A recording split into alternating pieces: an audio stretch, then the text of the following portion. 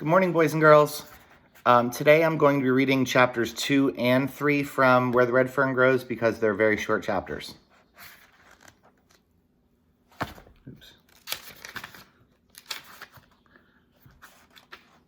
Lost my page. Okay. I suppose, and remember, he's flashing back now to when he was a boy.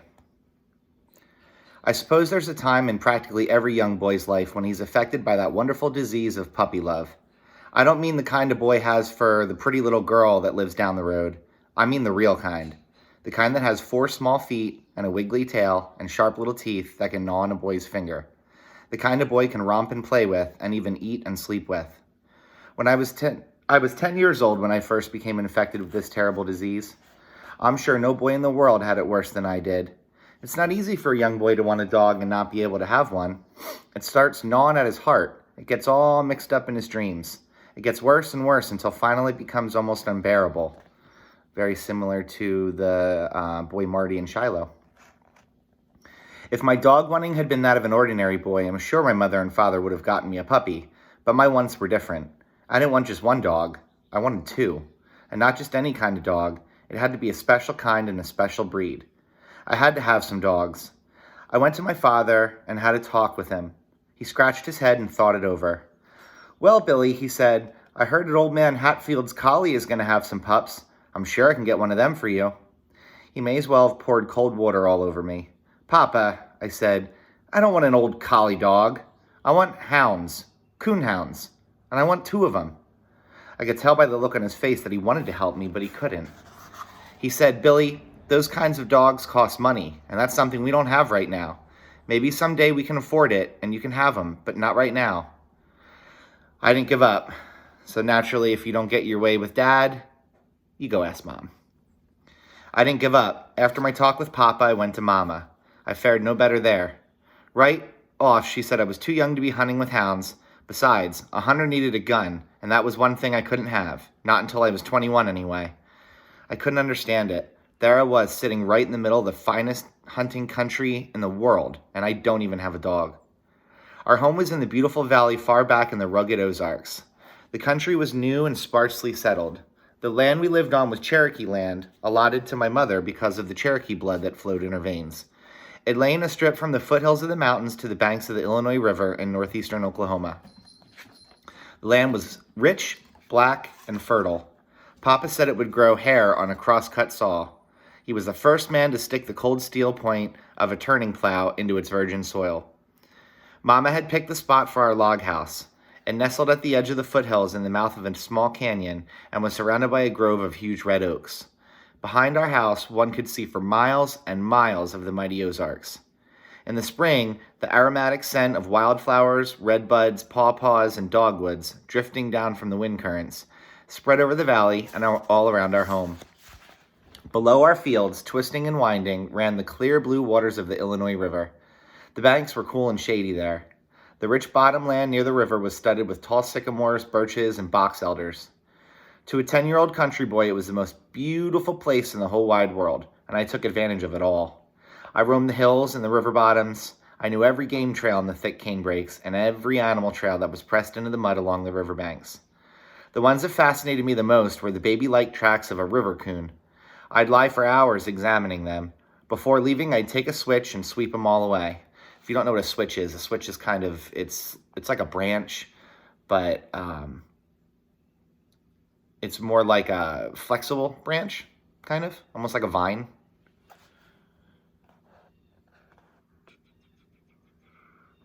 These I call my trail looks. The next day I'd hurry back, and sure enough, 9 times out of 10, there in the clean-swept ground, I would again find the tracks of a ringtail coon. I knew he had passed the trail along during the night. I could close my eyes and almost see him, humped up and waddling along, fishing under the banks with his delicate little paws for crawfish, frogs, and minnows. I was a hunter from the time I could walk. I caught lizards on the rail fences. I caught rats in the corn crib and frogs in the little creek that ran through the fields. I was a young Daniel Boone. As the days passed, the dog-wanting disease grew worse. I began to see dogs in my sleep. I went back to my father and mother. It was the same old story. Good hounds cost money, and they just don't have it. My dog wanting became so bad that I began to lose weight and my food didn't taste good anymore. Mama noticed this and had a talk with Papa. You're gonna have to do something, she said. I never saw a boy grieve like that. It's not right. It's not right at all. I know, said Papa, and I feel just as badly as you do, but what can I do? You know we don't have that kind of money. I don't care, said Mama. You gotta do something. I can't stand to see him cry like that. Besides, he's getting to be a problem. I can't get any work done. He follows me around all day long, begging me for hounds. I offered to get him a dog, said Papa, but he doesn't want just any kind of dog. He wants hounds, and they cost money. Do you know what the Parker boys paid for those 2 hounds they bought? $75. If I had that much money, I'd buy another mule. I sure do need one. I had overheard this conversation from another room. At first, it made me feel pretty good. At least I was getting to be a problem. But then I didn't feel so good. I knew my mother and father were poor and didn't have any money. I began to feel sorry for them and myself. After thinking it over, I figured out a way to help. Even though it was a great sacrifice for me, I told Papa that I decided I didn't want 2 hounds. 1 would be enough. I saw the hurt in his eyes. It made me feel like someone was squeezing water out of my heart. Papa set me on his lap and we had a good talk. He told me how hard times were and that it looked like a man couldn't get a fair price for anything he raised. Some of the farmers had quit farming and were cutting railroad ties so they could feed their families. If things didn't get better, that's what he'd have to do. He said he'd give anything if he could get some good hounds for me, but there didn't seem to be any way he could right then. One thing I forgot to tell you when the story started is Where the Red Fern Grows. This was actually written in the 1970s, and it takes place during the Great Depression. The author, I'll read about him afterwards, but he had a similar, not exactly, this is not an autobiography, more like realistic fiction, but it is based on his life. So when he was a kid, he was growing up in the Great Depression. The Great Depression was very similar to kind of what's going on right now, actually, with how many people are out of work because of this whole virus. But upwards of 50% of people were unemployed at this time. So if you think about, your parents and everybody in the class, take all the parents that want to find a job, and only 1 out of 2 of them can find it. So imagine if neither of your parents had a job. How would you pay the bills? How would you put food on the table? That's kind of where they are right now. It's a little complicated. You'll learn more about it as you get older, but basically money wasn't worth as much as it should have been at this time. Has to do with the stock market and things like that. And that was right around like World War II time, 1940s. Okay. I went off to bed with my heart all torn up in little pieces and cried myself to sleep. The next day, Papa had to go to the store. Late that evening, I saw him coming back. As fast as I could, I ran to meet him, expecting a sack of candy. Instead, he handed me 3 small steel traps. If Santa Claus himself had come down out of the mountains, reindeer and all, I would not have been more pleased. I jumped up and down and cried a whole bucket full of tears. I hugged him and told him what a wonderful papa he was. He showed me how to set them by mashing the spring down with my foot and how to work the trigger. I took them to bed with me that night. It's a little weird. These kind of traps are the kind of traps, they're not live traps, so it's not one of them that looks like a box that they walk in and then it falls, there's like a trigger and it falls, the door falls and they're trapped in it and they're alive. This is more, it's kind of like this, and it has like teeth all over it, and then when you hit the trigger in the middle, it snaps shut on the animal's foot. So I know what you're probably thinking, that sounds barbaric, but they do say that the animal does not feel any pain when that happens, because it instantly goes numb where they got trapped. Okay. The next morning, I started trapping around the barn. The first thing I caught was Sammy, our house cat. Oh boy, if this didn't cause a commotion. I didn't intend to catch him. I was trying to catch a rat, but somehow he came nosing around and got in my trap. My sister started bawling and yelling for Mama. She came running, wanting to know what in the world was going on. None of us had to tell her. Sammy told her with his spitting and squalling. He was a mad cat. He couldn't understand what this thing was that was biting his foot, and he was making an awful fuss about it. His tail was as big as a wet corn cob, and every hair on his small body was sticking straight up. He spit and yowled and dared anyone to get close to him. My sisters yelled their full heads off all the time, saying, "Oh, poor Sammy, poor Sammy." Mama shushed them up and told them to get the fork stick from under the clothesline. I ran and got it. Mama was the best helper a boy ever had. She put the forked end over Sammy's neck and pinned him to the ground. It was bad enough for the trap to be biting his foot, but now to have his neck pinned down that way, that was too much. He threw a fit. I never heard such a racket in all my life, and all from a little cat. It wasn't long until everything in the place was all spooked up. The chickens started cackling and flew way up on the hillside. Daisy, our milk cow, all but tore the barn lot up and refused to give any milk that night. Sloppy Ann, our hog, started running in circles, squealing and grunting. Sammy wiggled and twisted. He yowled and spit, but it didn't do him any good. Mama was good and stout. She held him down, tight to the ground. I ran in and put my foot on the trap spring, mashed it down, and released his foot. With one loud squall, he scooted under the barn. After it was all over, Mama said, "I don't think you'll have any more trouble with that cat. I think he learned his lesson." But oh, how wrong Mama was. Sammy was one of those nosy kind of cats. He would lie up on the red oak limbs and watch every move I made. I found some slick little trails out in our garden down under some tall hollyhocks. Thinking they were game trails and not knowing they were Sammy's favorite hunting trails, I set my traps. Sammy couldn't understand what I was doing out there, messing around in his hunting territory, so naturally he came to investigate. It wasn't long until I had Sammy limping on all 4 feet. Every time Papa saw Sammy lying around in the warm sun with his feet wrapped up in turpentine rags, he would laugh until big tears rolled down his cheeks. I'm just picturing this cat like laying on its side with like feet and arms like straight up in the air because they took like a rag and they put some turpentine, which is like a disinfectant kind of, and wrapped his arms and legs up. So I'm just picturing this cat just like sprawled out laying there like that with all 4 legs in the air. Mama had another talk with Papa. She said he was going to have to say something to me because if I caught that cat one more time, it would drive her out of her mind. Papa told me to be a little more careful where I set my traps. "Papa," I said, "I don't want to catch Sammy, but he's the craziest cat I ever saw. He sees everything I do and just has to go sniffing around." Papa looked over at Sammy. He was lying all sprawled out in the sunshine with all 4 paws bandaged and sticking straight up. His long tail was switching this way and that. So that's why I'm picturing that.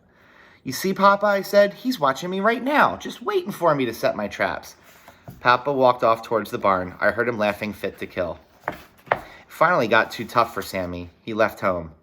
Oh, he came in once in a while, all long and lean looking, but he never was the same friendly cat anymore.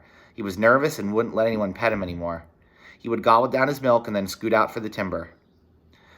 Once I decided to make friends with him because I felt bad about catching him in my traps so much. I reached out my hand to rub his back.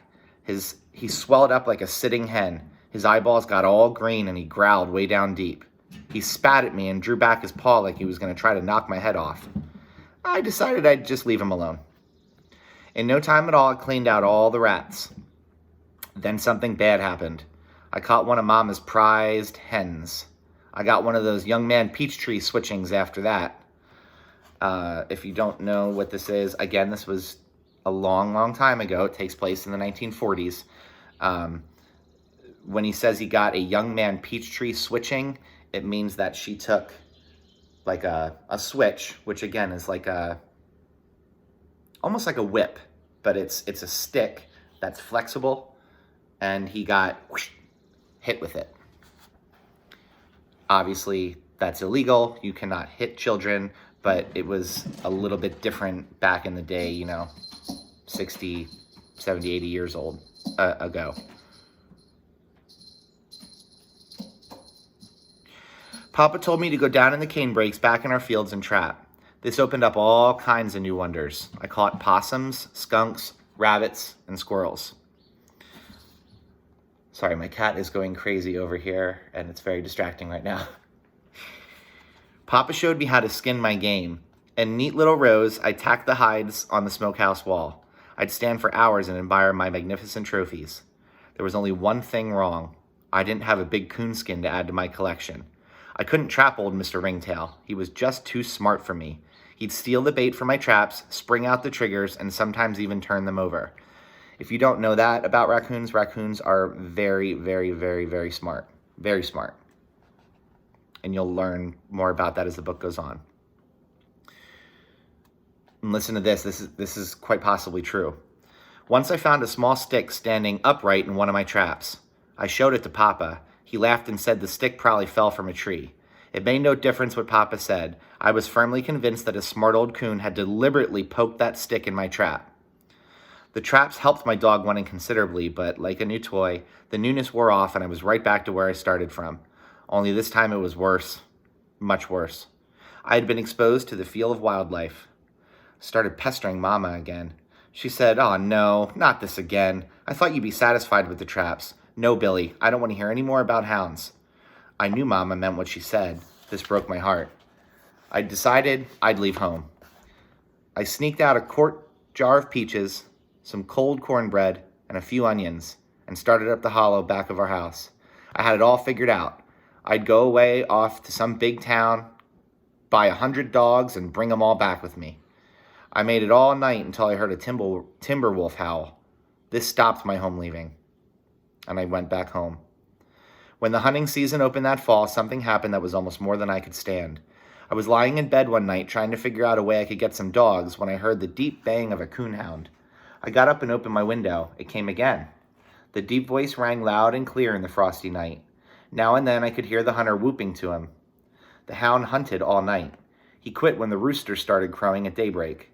The hunter and the hound weren't the only ones awake that night.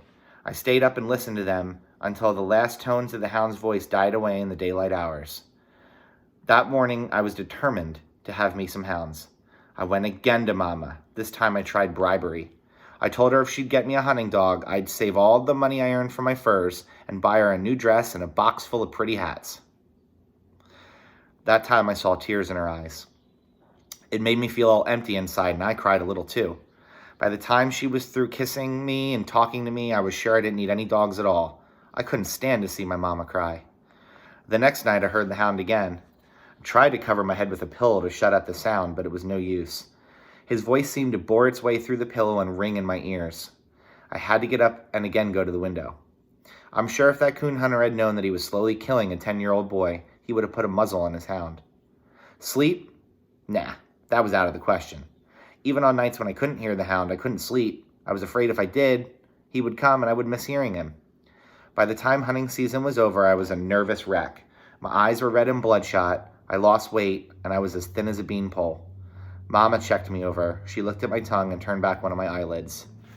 "If I didn't know better," she said, "I'd swear you weren't sleeping well. Are you?" "Why, Mama?" I said. "I go to bed, don't I? What does a boy go to bed for if it isn't to sleep?" By the little wrinkles that bunched up on her forehead, I could tell that Mama wasn't satisfied. Papa came in during one of those inspections. Mama told him she was worried about my health. "Ah," he said, "there ain't nothing wrong with him. It's just because he's been cooped up all winter. A boy needs sunshine and exercise. He's almost 11 now, and I'm going to let him help me in the fields this summer. That'll put the muscles back on him." I thought this was wonderful. I'd finally grown up to be a man. I was going to help Papa with the farm. So I'm seeing on my phone that this is actually almost 20 minutes, and usually my read-alouds are like 10, 15 minutes. So I'm not going to read chapter 3. I thought it was short enough that I would have time to, but I was talking to you about some things. So yeah, what do you guys think? Is he going to be able to get his dogs? And if so, that's probably kind of obvious. How is he going to afford them? How's he going to afford to buy them? And how's he going to afford to feed them? Just like Marty, he's in a very, very similar predicament. All right, well, we'll read chapter 3 tomorrow. See you guys later. I miss you. Stay safe.